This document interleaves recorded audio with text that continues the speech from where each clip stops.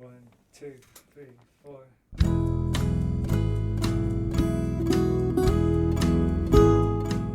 Hello, you're listening to the Skylight Books podcast series.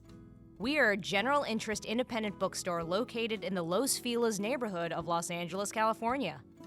This year, because of the coronavirus pandemic, we've had to close our store and cancel in-person events. But Skylight is your neighborhood bookstore, and we are finding ways to create community even while we're far apart. In the coming weeks, we'll be putting out lots of new audio content to help you discover new books, connect with authors, and check in with your favorite booksellers. To learn more about how you can help keep Skylight alive, please visit our website at skylightbooks.com or check out our social media accounts on Twitter and Instagram. You can subscribe to the podcast on Podbean, iTunes, and Spotify. Thank you for listening and enjoy.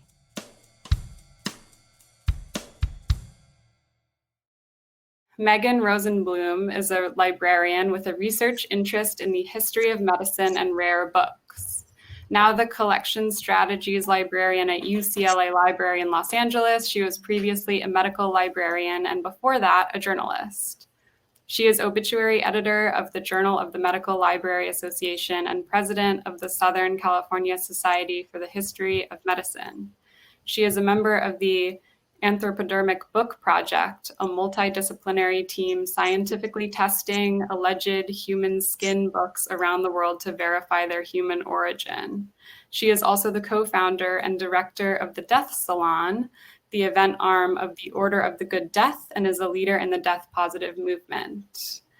Joining Megan tonight is Caitlin Doughty, a mortician, activist, and funeral industry rabble-rouser.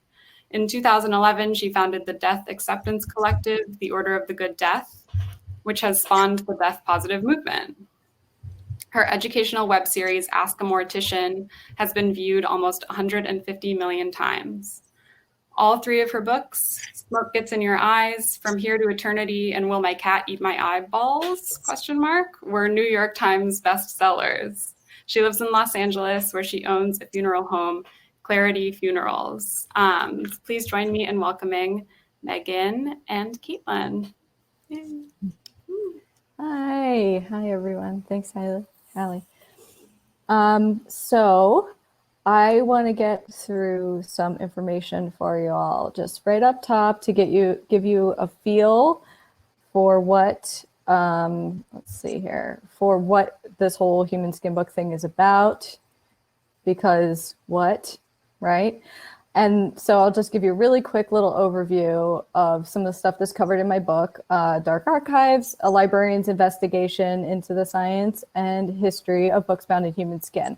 Then after that, we'll get to the fun part, talking with my friend, Caitlin. So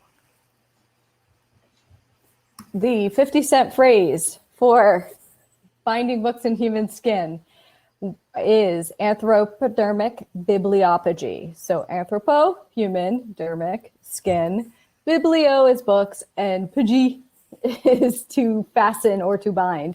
The image here of it also is the only image of a human skin book that appears in my book. This is The Dance of Death, a 19th century copy of The Dance of Death from 1898. It's at Brown University's Hay Library. And then a lot of the other pictures in this presentation are also real human skin books, so get to check them out. So ultimately, this practice of binding books in human skin is a story, it's a history medicine story. So why is that? Well, rumors of human skin books began around the same time that clinical medicine began, which was during the French Revolution. So before that, medical training was basically apprenticeship that led you to working for private families and wealthy people, and hospitals really being run as religious charities as a place to put the sick poor. And then the idea of the Paris School or clinical medicine, it required actual scientific training. That's a good thing. You saw a lot more patients at the hospital bedside, and you were learning from opening cadavers. And then there were also new diagnostic tools that enable doctors to have way more ways of looking at a patient's health status than just what the patient could tell them. So this was good. This is a good, advancement.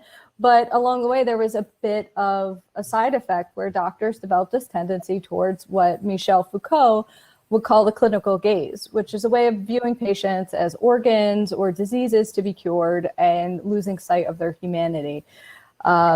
Now, physicians do need a certain amount of clinical distancing to do their jobs, but if it's taken to the extreme, this depersonalized view and then added in with social class elevation of doctors who are then doing gentlemanly pursuits like collecting art and collecting rare books, it led to the actual creation of real human skin books in the 19th century.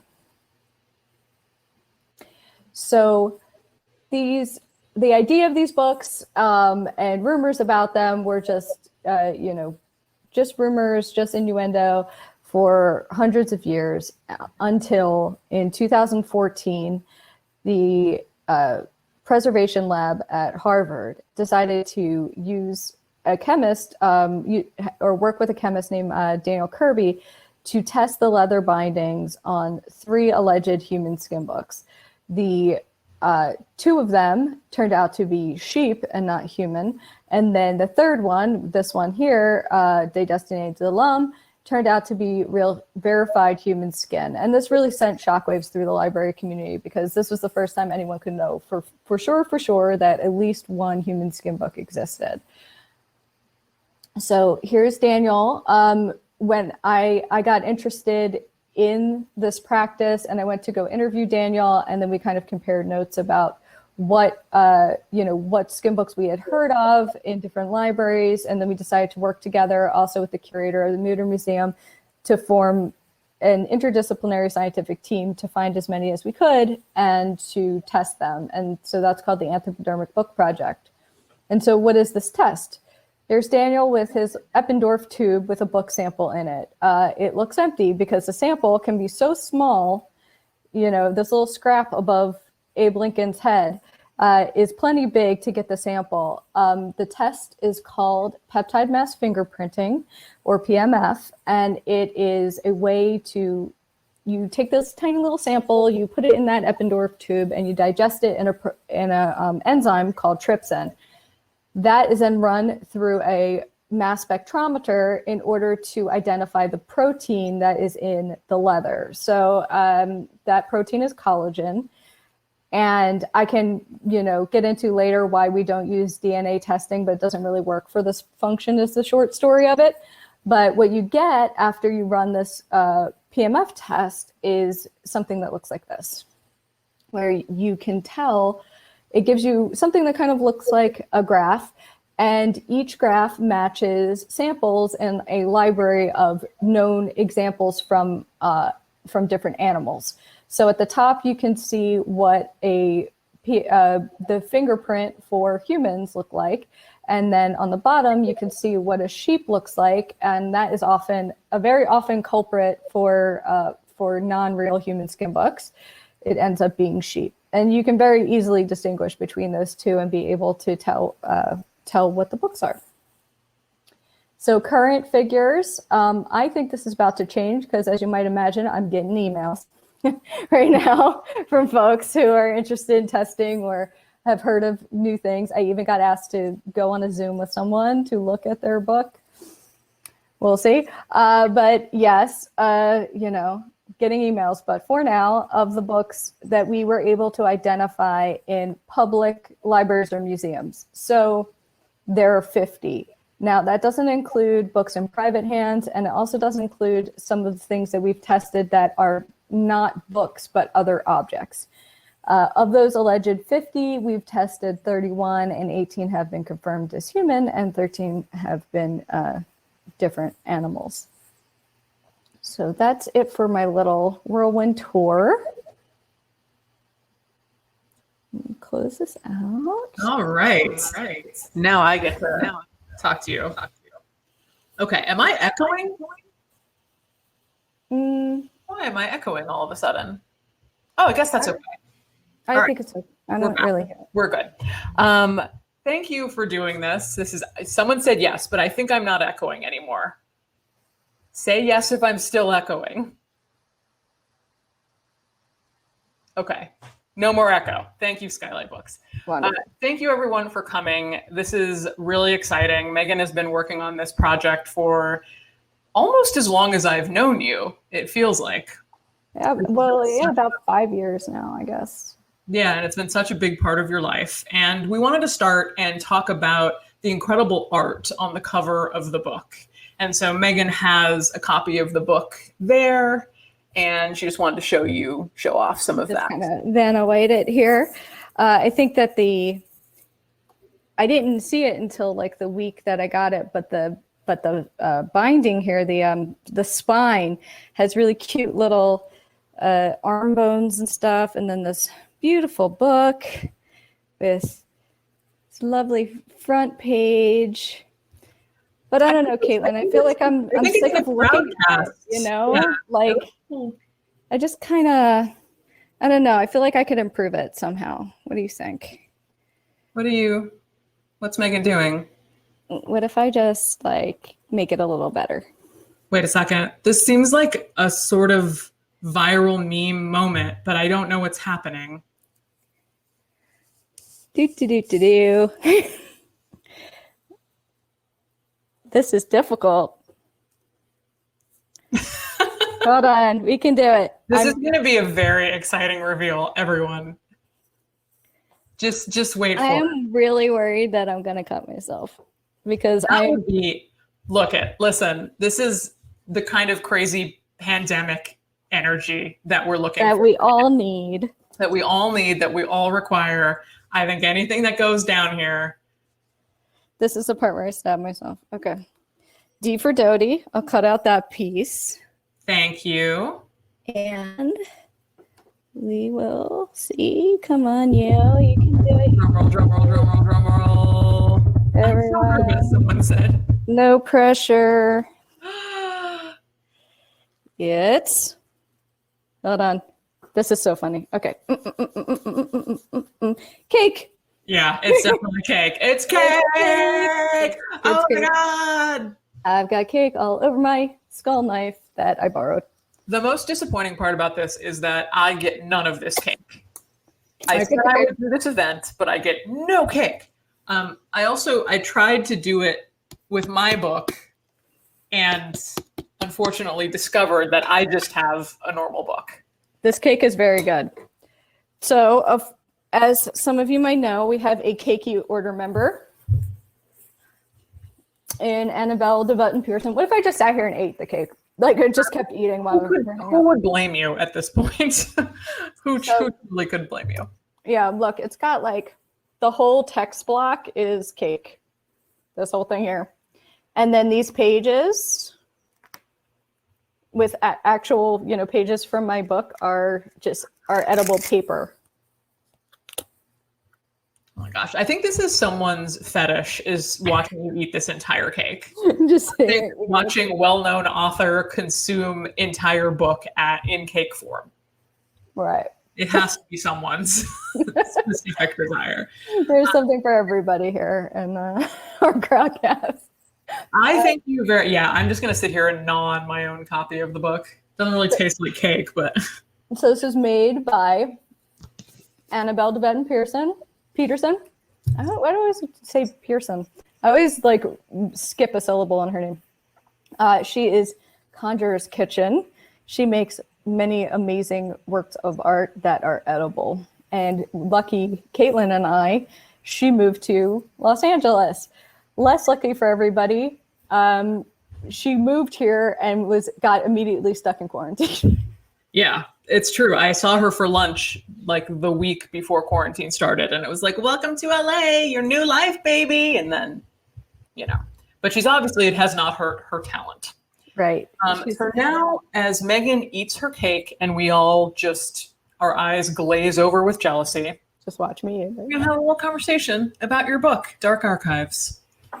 The first thing I want to ask about is motivation for these being made. And I want to hear about the physicians and why they made them, but I'm also interested in the motivations someone might have to maintain that they have a skin book that is not actually real. Yeah. So,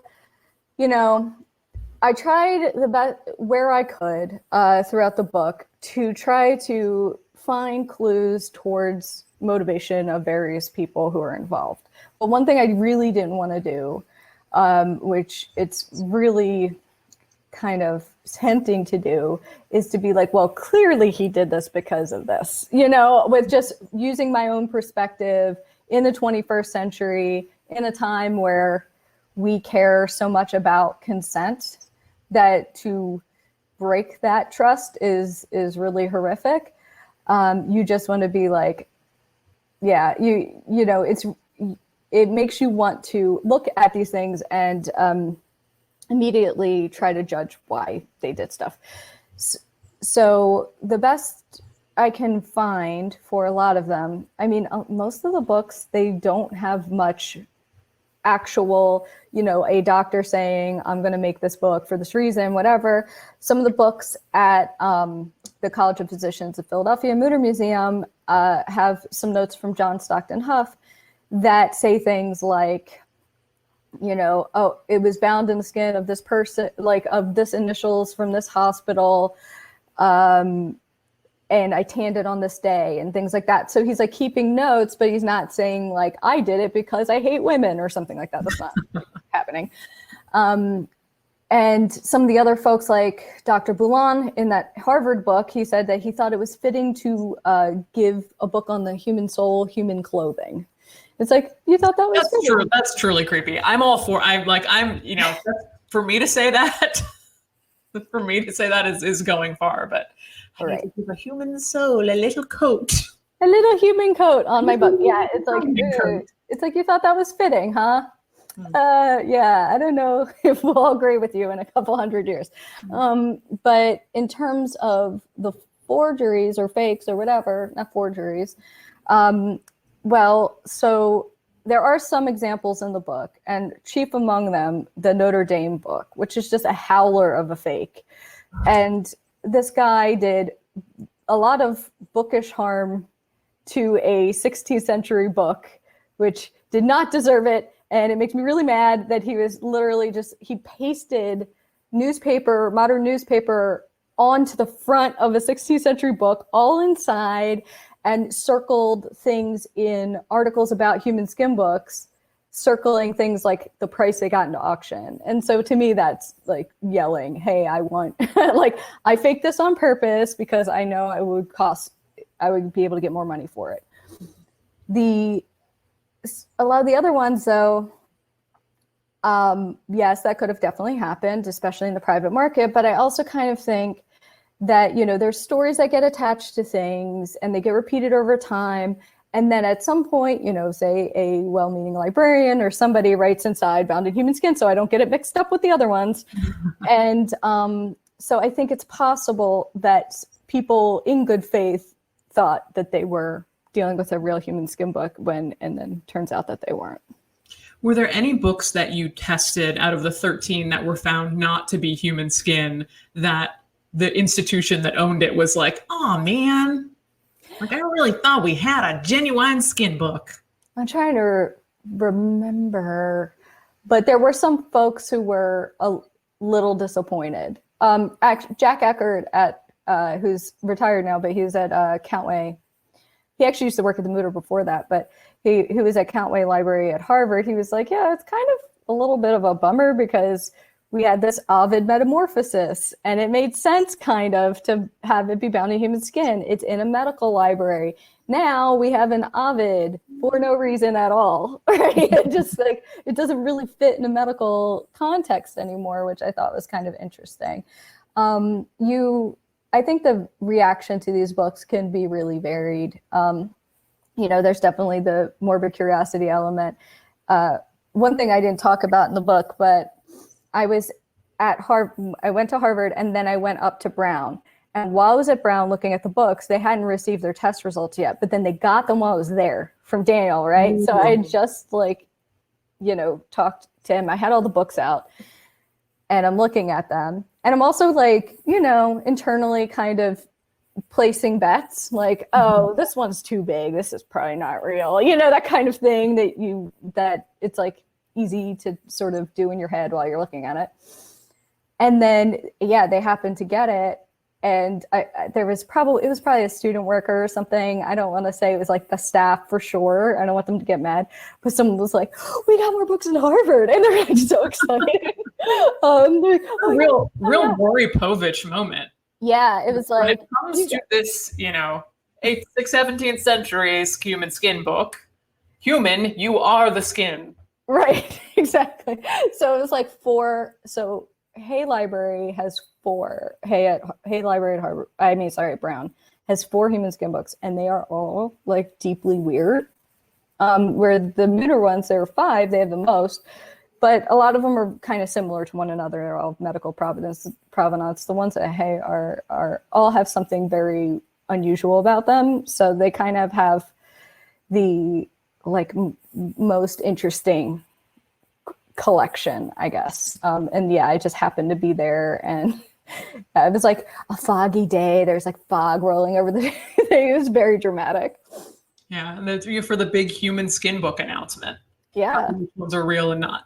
So you referred to the team that came together as an interdisciplinary science team, which of course is the highfalutin term, but I think of you all as this like crack team of rogue scientists who are going into all of these different institutions, and almost like the Da Vinci Code somehow, not to demean you in that way, but you know what I mean? Like some sort of like science and arcane wisdom and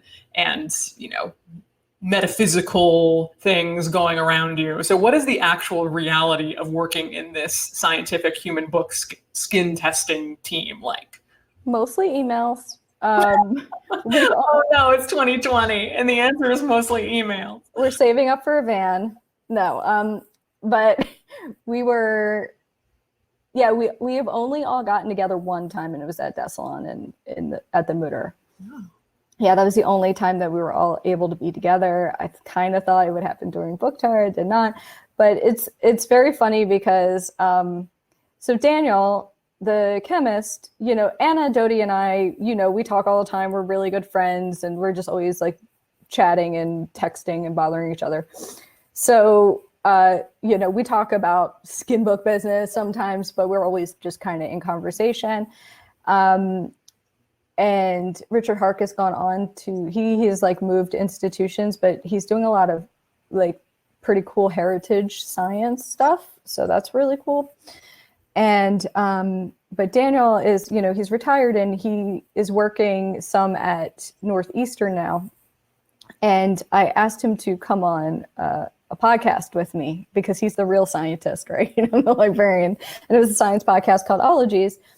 And he had so much fun. He was totally good sport, but he wrote me the other day, and he was just like, yeah, I'm just like really excited, enjoying all this book attention. He's like, I'm just a simple country chemist. I was like, what? I was like, that's adorable. I'm just a simple country chemist trying to identify human skin books, as any chemist would do, given the opportunity. It was so sweet. I was like, oh, that's so funny. That is really sweet. So speaking of Maury and drama, can you reveal to us who didn't want you to test their books and why? If you can't name names, just give reasons. Okay. There are some books, this is Googleable, but I didn't get into it in the book. But there are some books that are alleged Qurans. Oh gosh, especially right now. Yeah. And the institution are like, so I mean, lots of institutions don't want to do it for various reasons. There are plenty of other reasons, but there were a couple that are like that where people are so a lot of librarians are on the side of like what, I want to know. I would rather know than not know, and let the chips fall where they may. And other places are like, do we really want to invite this kind of attention to objects that we're not crazy about anyway, like that we're not super stoked that we have them, blah, blah, blah. On one hand, there are, some good reasons. Like if you find out that it's fake, that's a huge relief, right? Then you don't have to worry about it anymore. But I think there's some places where it's like, let's just like leave that genie in the bottle and not go there because they don't want the attention, especially if the book is like, a religious text. So there are Bibles that are allegedly human skin, but those are from like the 13th century. And I have they are very outside of the scope of what we see. So I don't think that institution is going to let us test either. But so I think in general, if it's a religious text, people are very squirrely about that. And then also the one, I do mention it at the book that's at Stanford. They were very patient with me. I could tell I was being kind of annoying, but I was like, but could I please? I really want to know this one because it was so late, and it is not a Nazi era book, but the person who owned it had it bound in the early 20th century, which is really late, and he ended up dying during, the occupation and stuff during the Nazi era. He died in Berlin. So I think that's the closest to that era, closest association that I've really gotten so far. And so I really want to know if it's real. It is an extremely strange book, just in general. Like the inside has this metal frame and there are like whole mole furs, just like undulating masses of fur on the inside of the book. It's very, very odd. And the Reusch kind of little fetal skeleton tableaus. That's one of the pamphlets that's bound in this book, and some of the earliest color prints that exist and stuff. It's just a very, very odd book, and I just like really want to know. But hey, it's their book, right? And they could decide. Yeah, I completely understand it's their book, but it also seems like you already have like a thing in your collection with a big arrow pointing to it that's like human skin book. We think this is a human skin book. Everyone thinks this is a human skin book. So to be like, but I don't actually want to know, that seems strange to me. But I mean, I understand what you're saying about the religious texts and what do? You have to, the onus is on you to do something more, perhaps, if it is found to actually be human skin. Yeah, I think that's it. It's like if you get the truth and it turns out to be real, then you feel like, oh, now we have to do something about it. Whereas if you don't really know and you just kind of, this is purportedly bound in human skin, we don't know. That's, yeah, I would say. Oh, go ahead. I don't know how to, like, I clearly don't think that, but I have a very specific perspective on this. Yeah, well, you're part of the crack testing team, so of course you don't have that perspective. And when these things come up, I mean, I guess it makes sense in another way because, as we were just saying, you have to maybe do something. And I know that you had some reactions that people were like, they should be buried, or we need to do something with them. Like it almost feels like for some of these institutions, an additional step needs to be taken if it is proven to be real. And where does that impulse come from, do you think? I think it's, museums have a lot more experience dealing with human remains, and libraries have like none, right? So there is hopefully. Yeah, so there's that. Although I did hear something that there were some library mummies at different points in history, which I'm very curious about, but not as common as this, but still very uncommon thing. But I think that I think that there is a need to, I mean, in general, a lot of institutions, including museums, there seems to be a heightened need to react to their human remains in various places. And so there's a lot to unpack there. And it really, I feel like a lot of it is probably just, are they afraid people are going to complain? Are they afraid people are going to be really upset? What do we do with this? I think there's a lot of reckoning going on right now about why did we even have human remains in collections in the first place, kind of thing. And, but with the books, it's like, I try to give different people's perspectives throughout the book, because I think that people have very valid differing opinions from mine, right? It's not like, saying climate change, like teach the controversy or something like that. It's like, no, everyone who knows what that is, anyone who knows anything about climate change knows it's real. There's just some people who are like disingenuously saying that it's not. This is like, you could make a good argument either way, right? For the persistence of an object in a collection, adding context to it, using it as a teaching tool about, dark history, important, like reckoning with our past, having it persist so that you can continue to learn new things through new methods. That's kind of my take. And then there are this was a human who was treated poorly, and no matter what, even though we can't know anything about them, that should go in the ground. I think they are both valid points. Yeah, no, that's and I want to talk more about that. I want to make a quick pitch for asking questions in the Ask a Question button that's at the bottom of your screen, because probably in about 10 or 15 minutes, we'll start getting your questions directly.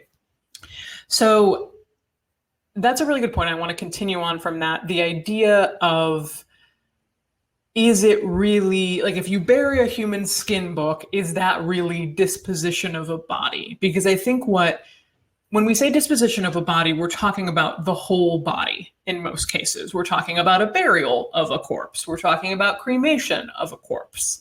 But it seems like in this scenario, we're really just talking about like a piece of skin from the back of a body. And I wonder if for you in the studies that you've had or the things that you've seen, if you feel like that makes part of the difference. That's part of a human rather than like the full somehow essence of the remains of a human. I think it's kind of interesting that in certain countries, there are legal distinctions about being a body part or a human remain, and also whether something like a human skin book would even be a human remain.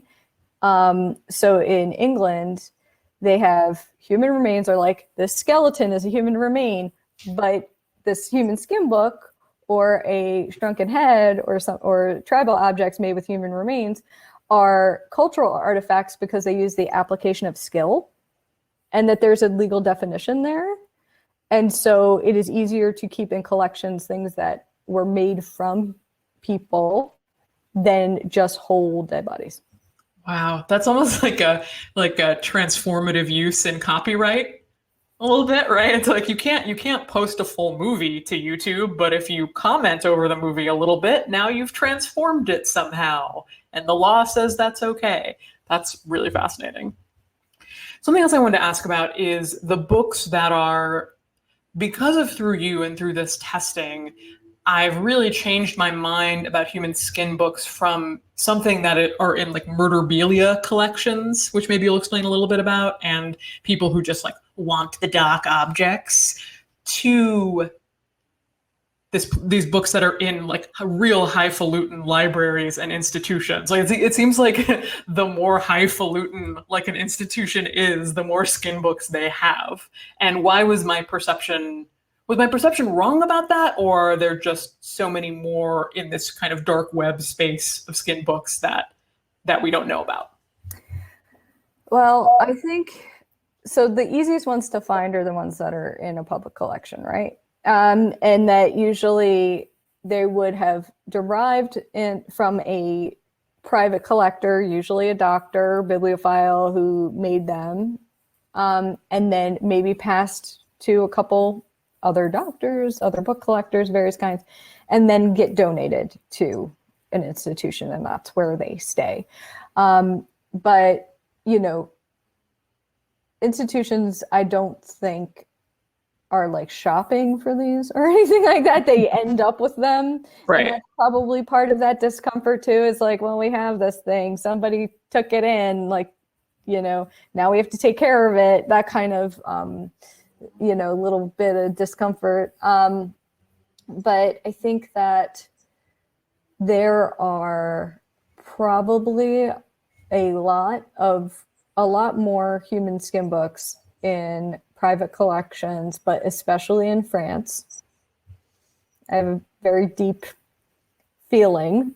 And from, some things I've seen, like I mentioned in the book, that I see a book in the Bonf that has pictures of other books that were clearly like, that had a nipple or a tattoo. And I'm like, whereas like you normally can't tell something is human skin by looking at a human skin book. But in a case like that, yikes, yeah, probably, just from looking at the picture, but those are all private. So because of the laws in France are very strict around human remains, like one of the strictest, then I think that those will stay underground. They'll pass underground, I don't think that, because other times there have been times where a book will come up for auction in France, and then they'll hear that it's a, human skin book, and they'll close down the auction. So there are like actual legal ramifications in France, where in America, it's so strange because we, as you well know, like we only really have one national law that deals with human remains, and that's the Native American Grave Protection and Repatriation Act. And then all the rest is like state-based. So anytime you or your colleagues in the order of the good death are trying to make certain disposition methods legal, you take the active approach of like trying to actively legalize things so that then you are not holding the bag if someone decides, hey, human composting is desecration of a corpse. Mm-hmm. And so it's really about what's desecration of a corpse, and whether someone complains about it. And so the outfits, like today, it really just depends. Like, does someone know you made it? Does, does someone complain about it? Then what happens? Those would be the test case, but who would want to be a test case on something like that, right? Yeah. Well, you speak some French, right? Mm-hmm. I'm echoing again. That's just like the voice of God, unfortunately. I think I would love to see another book of yours where you get deep into the French human skin book trade. That's your follow-up to this. Deep underground. And then you get in too deep and it gets dark. And yeah.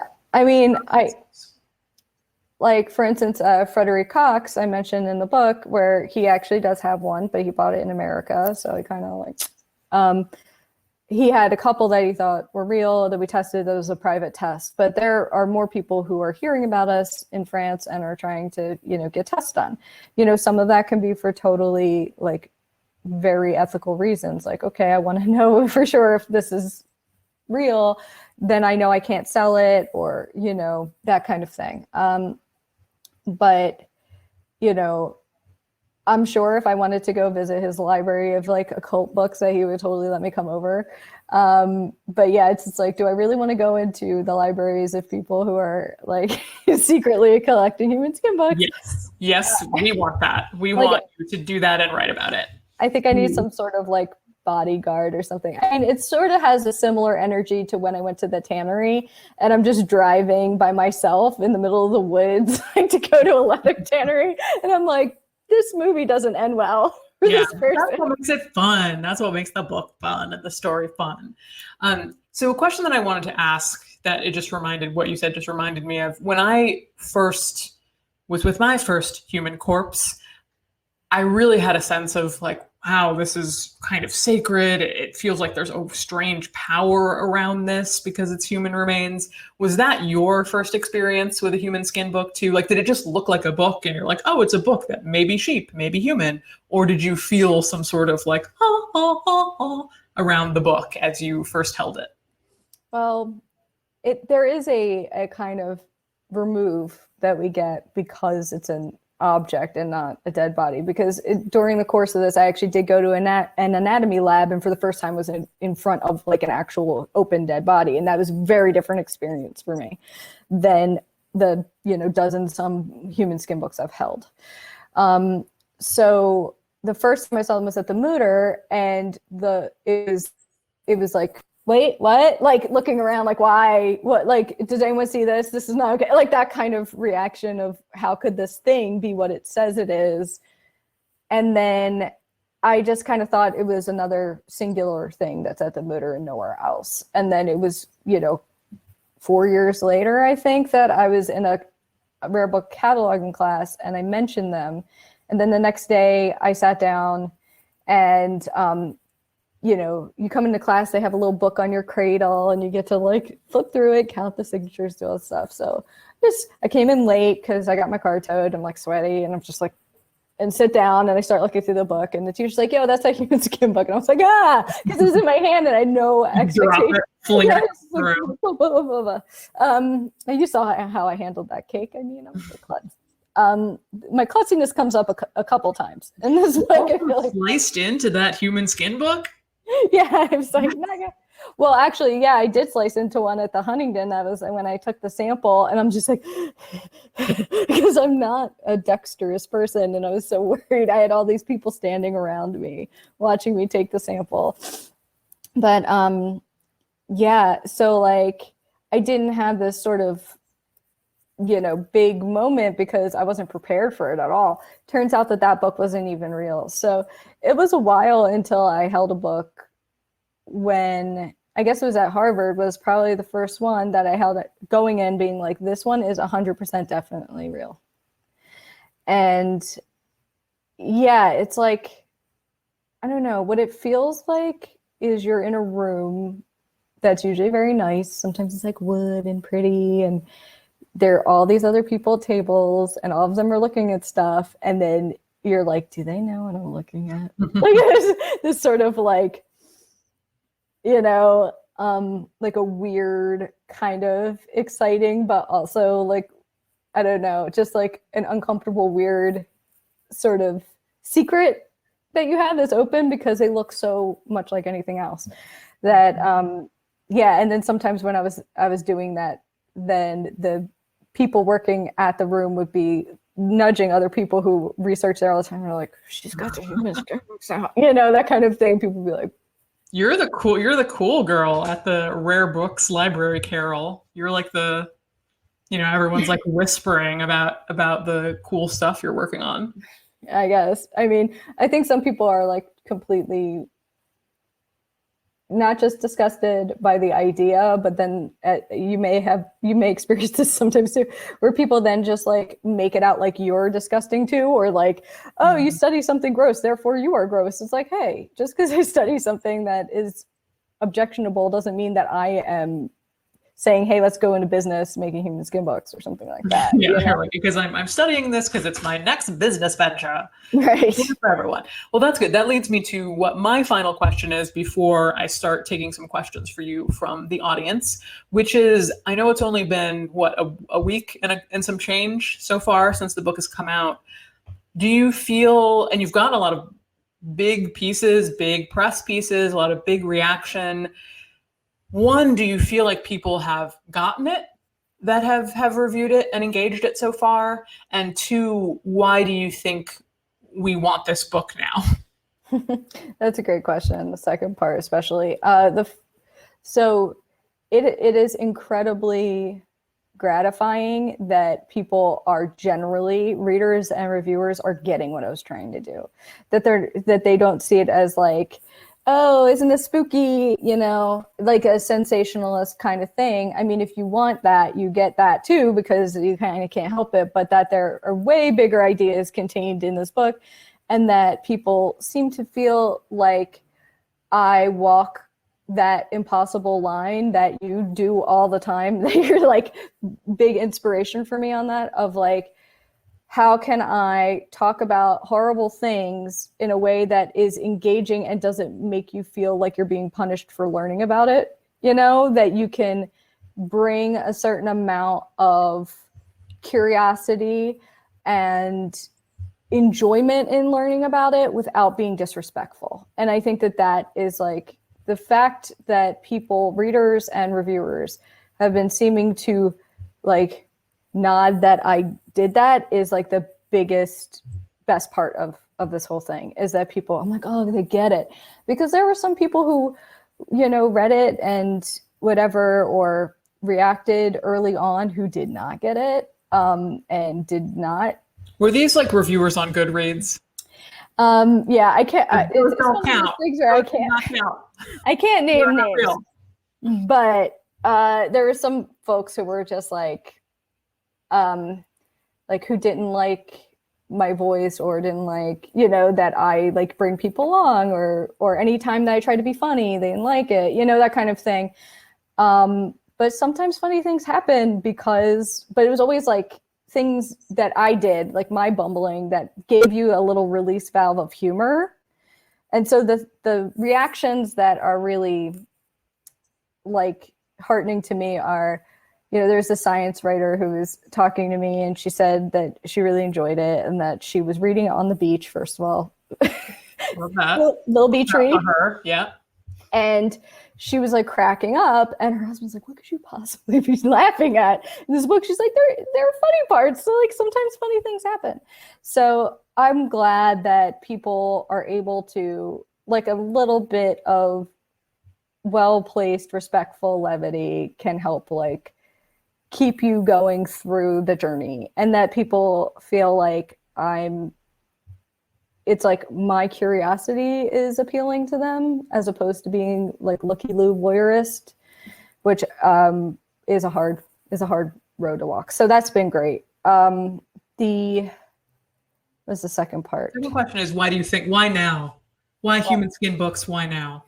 Well, I mean, mostly because that's when it was done. But it's like, I don't necessarily think I would have been like, can I launch this during pandemic, right before the scariest election that there ever was? Like, but like it's doing so well, and I'm so proud of you. And I think that it ended up coming at just the right time somehow. Like it fits in the milieu somehow. And so we may have gotten really lucky. Yeah, maybe. I don't know. It's so weird because I think in general, I know you like current pop music and I don't. And so like, I feel like there's a certain level to which I don't understand why people like things. Like where I'm just like, I'll hear some new music and I'm like, people like that? Okay. Like I have weird fuddy-duddy tastes and stuff like that. But I would think something like Paul Kuhn-Narris's book, A Cat's Tale, that's coming out really soon, would be the thing you need during this election, where you have a cat that is the best model, America's Next Top Cat model, and it tells you stories about cat history, and it's awesome. You're learning, and it's so fun and so like pure, right? My book, there is a sort of funny element where it could kind of be like, hey, here's this horrible thing you didn't know about. And so I guess people are getting it. Yeah, it's less threatening than like what's going on now somehow. It's like it's dark, but it's dark in a way that I think feels sort of, I have this theory called witch to kitsch, meaning like witches were horrifically burned, but now they're like cute and they have little warts on their noses, and we watch Hocus Pocus and we love it. And I think that sort of can happen here. Like you can still, and you of course do a great job of cementing it in its time and the realities of the time, but it's also something that feels distant enough in the past and that sort of a strange dark history enough that it can tickle all our morbid fancies in this time that we're all trying to be morbidly resilient in the pandemic, but also not be such a direct threat to our life and liberty as so many things are. Yeah. It's, it's really interesting how people, the push and pull of that, like the repulsion, fascination thing. Do you remember when pandemic first started and everyone started watching like Contagion and stuff? I'm like, what are you doing? Like, why would you do that? But some people are like, I'm going to dive in and this is going to help. This is a controlled way to deal with my anxiety. Right? You're like, why are you doing this? What? But please buy Dark Archives on coming out. But I agree that it's distance because it's not, people aren't routinely getting books bound in any kind of leather, right? Right. So that's not our biggest problem at the moment. Okay. Yeah. I have to get to your questions. So this is a good one. Can you tell us more about the strange or bizarre books that you mentioned that were not medical in nature? What kind of books were they and what topics did they touch on? Sure. There's one that I don't talk about much, but I should because it is very weird. It's called, I'm going to open my database of human skin books so I don't mess up the name. Romney's got his binders of women. I've got my Your binders of human skin books. human skin books. So this book is called Mademoiselle Giraud, My Wife. And it's by this dude named Adolphe Belot, right? It's 1891. And this is one of the ones at Hay Library. It doesn't look very interesting, I guess, but it's more the content that is so weird because it's literature.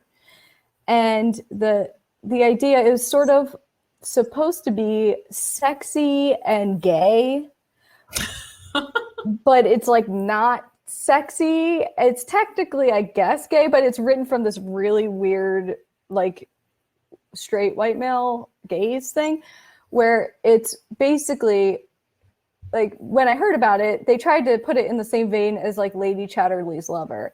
And I read that, and that's still nasty. That is still, like, a sex book, right? Mm-hmm. This book is, like, this guy gets married to his wife, and then she spends too much time hanging out with a friend of hers from school, and then she goes and, like, stays with her, and he tries to find her, and they end up, like, I think he ends up, like, drowning her or something. It's like a whole thing, but sexy, not so much. Not erotic.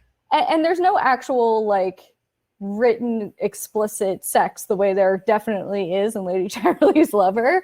And, like, so there was a preface to the book by Émile Zola, who's, like, famous French writer. And he's like, listen, I know you all think that this book is lurid and, and pornography, but I'm here to tell you that this book is very important because it tells us about the dangers of sending your girls to school. Send your girls to school, you're going to get some lesbians. That's basically the book. And I'm like, really? Now it's making it sound like a good book. I mean, now I'm intrigued.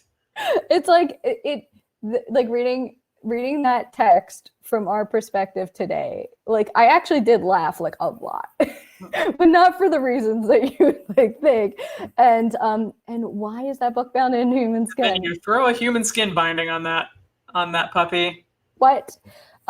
So yeah, I mean, I say in the book that there are, like, for a long time, I thought there were no, like, sexy human skin books. And then there was the BDSM poetry book at Grolier that turned out to be real. And that one is very odd too. Sometimes it's hard to tell. I'm not a historian of, like, literature in this way that it could be like, oh yeah, clearly this is very erotic for the 16th century or something. So I know it's perspective, I guess, but reading it from today's perspective is just, like, really odd. Yeah, so that's a weird one. That's a word. No, that'll do it. Next question. Have you come across any human leather objects other than books? So we have tested some objects that are not, that have not turned out to be real. I don't think, there were some, like, pieces of skin and things in the Mutter collection that got tested and turned out to be real. Their wallet, there was a wallet in the case with all the books and those did not turn out to be real. Or that one did not turn out to be real. But the, sort of biggest one, we tested, am I allowed to share that one? Let me see. Yeah. Hold on. I don't know. I don't think so. Sorry. Okay. This is why I have to have the database open, because I scroll over and it says data sharing. It's like yes or no. Because I don't want to tell tales out of school unless I have a signed form that says it's okay. But so at the Huntingdon, it was like a note on a piece of skin, alleged skin, that also made, like, really nasty claims against Native Americans, saying they used white skin for currency. Oh. Yeah, it was not on. And that was not skin. That was not skin. And then the most, like, the biggest one, which happened, like, right as I was turning the book in, so I'm, like, trying to add it in right at the end, was that a small Holocaust museum in the US came to us and asked whether we could test their alleged human skin lampshade. And we were all like, yes, we will definitely do that. But we were all like, like, oh God, what if this is real and whatever. And it wasn't even an animal. It turned out to be cellulose. So this creepy looking thing looked like, it seriously looked like it was from a horror movie set or something, was paper. Like paper that you could see through, and it was all cracked and weird and had like veins on it and stuff. And it was just paper. So they were super relieved and like just literally jumping up and down for joy to find out, like, oh God, we had this thing in storage for decades. We were terrified of it. And then to find out that there was nothing to be worried about was such a relief for them, because then they were making plans like, okay, if this turns out to be real, we have to get a rabbi to do this. We have to do, like, they were making all these plans and they were just like sick about it. And then to be able to give that release was like so heartening for us. Yeah, totally. I think it's paper. Yes, yeah. It's interesting that those two really like racist, scary objects. Like it's skin from the white man, and we skin, it's a, Jewish skin and these terrible things. You almost feel like that's sort of very different than what we come to understand from your book is the actual purpose of human skin books. Like human skins books were not made.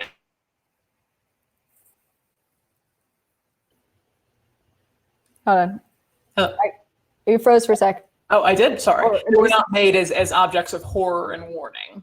Right. I would say the only ones that were probably, so one of the weirder threads of like trends that I found was that if thus far the books that actually mention any sort of background, any sort of ethnic background or race of a person, when we've tested them, have turned out to be fake.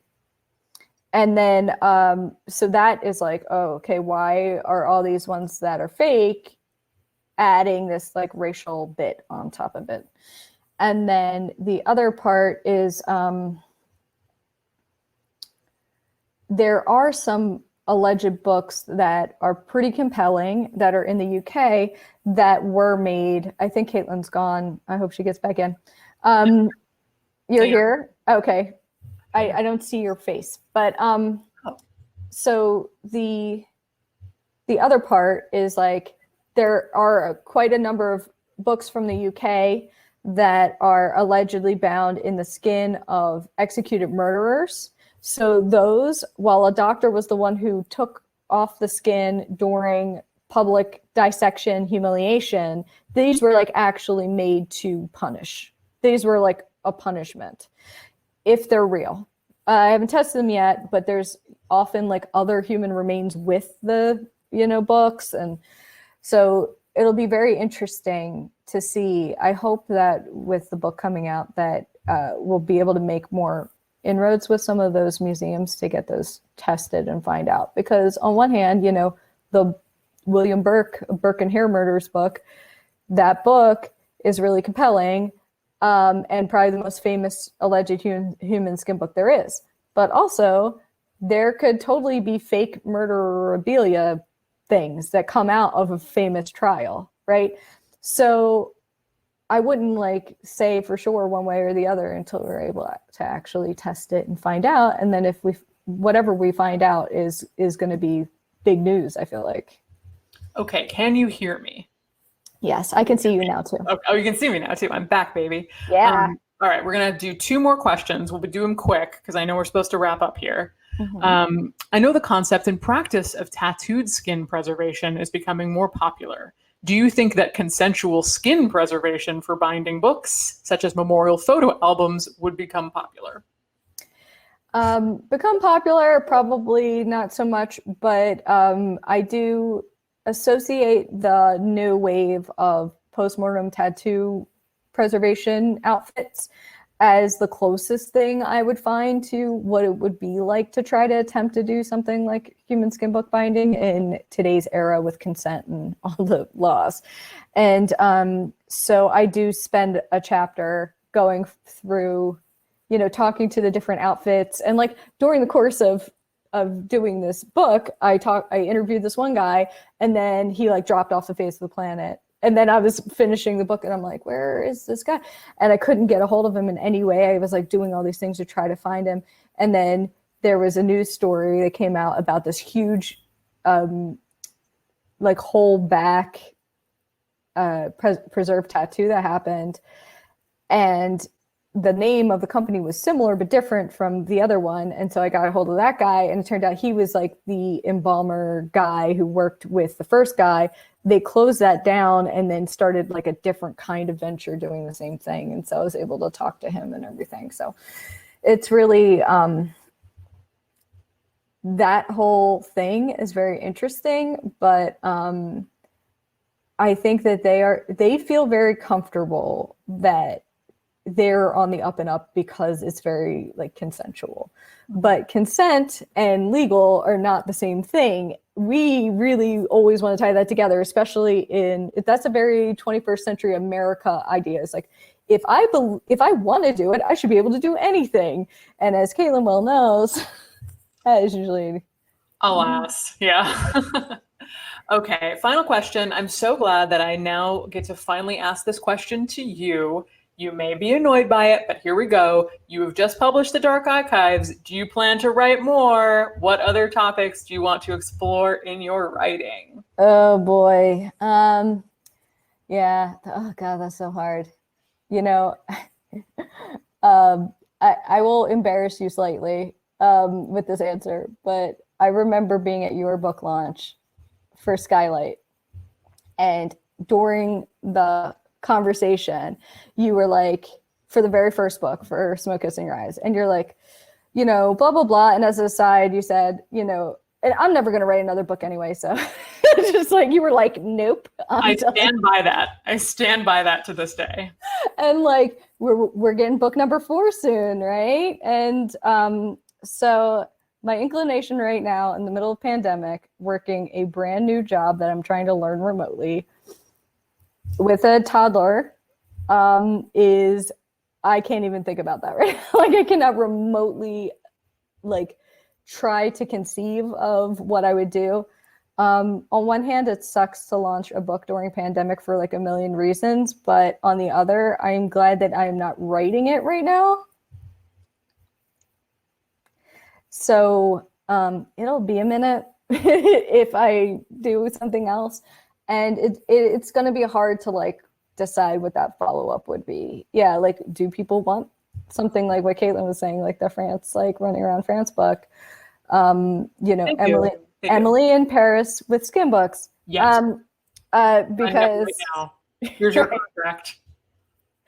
Right, because like, you know, I feel like people be like, okay, we got the human skin book thing. Let's do something different, but I don't know what that would be. So I'm just gonna keep my eyes open. I feel like something will just materialize that will interest me, and then I will be like, I'll go to my agent and be like, is this a thing? I don't know. Yeah, absolutely. And I like that you're not putting pressure on yourself to do that and to just let yourself not go back to that space. Because, you know, if you're not deeply, deeply passionate about it, it just won't happen. You know, it just won't end up happening. It'll fall apart in the middle. You just have to be that level of passionate that you were about this project for years to make it come together. Yeah, that's the thing. It has to be interesting enough, not only to people who want to sell it to publishers, but interesting enough to you to be like, yes, I will invest years of my life about this and talk about it all the time and think about it and dig in. And that's a big thing. Yeah, it's really hard to put myself in that generative space. Yeah. I'm really looking forward to like a nice little fallow, let me read a bunch of stuff period. Oh, blessings upon you. And you deserve it. This is your last book event, right? Mm-hmm. Yeah. Megan, a round of applause for sticking with it and giving us all this content in such a dark time. So much content. Yeah. And I think tomorrow morning I'm going to be live on WNYC on Allison Stewart show, which is called blanking. I forget the name of the show. But I'm going to be on there, and I think that's probably my last like live hurrah. Hopefully I don't get any like last minute Halloween calls. I would like to actually enjoy Halloween, but I am going to stop by Skylight on Halloween to drop off more signed book plates. Yay. This artwork is by Order member Landis Blair. I even have the OG, the actual original print here. You can see all the cross hatching and stuff and all the details. It's so amazing. Cool. It's not a print. This is like a hand-drawn thing. So gorgeous. The book is so beautiful. Everyone should order the book from us. You can get a signed book plate with the lovely art on it. I wish I could see Emily in Paris's marketing campaign for this book. I feel like it would be really, that's the best idea to come out of this. That's like I inject it directly into my veins. Yeah, she would cook something up really last minute and great. Any last thoughts before we sign off? I thank you everyone for being here and for our authors for having such a wonderful conversation. Dark Archives. I'm sure everyone already has this, but tell your friends they make excellent Christmas gifts or stocking Hanukkah stuffer. Gifts. Yeah, thank you to Annabelle for the cake. I'll be stopping by for my distanced piece tomorrow. Can I tell you how hard it was not to eat this the whole time I was sitting? I can't imagine. Your restraint is admirable. I would certainly not have been able to. This is really good. If we were in person, everyone would have just been shoving cake in their face the whole time. I know. I promised my toddler, I was like, there will be cake tomorrow. Like, I will save you some. You get to have some cake. So thank you, Caitlin. And thank you so much, everyone. Thank you for coming. So thanks, Good night. Good night. Bye. Thank you for listening to the Skylight Books podcast series. Please don't forget to visit our website at skylightbooks.com and make sure to follow us on Twitter and Instagram. Also, don't forget to subscribe to this podcast for more author talks and bookseller conversations. You can find us on Podbean, iTunes, and Spotify. Stay safe and healthy, and we hope to see you back in our store soon. I see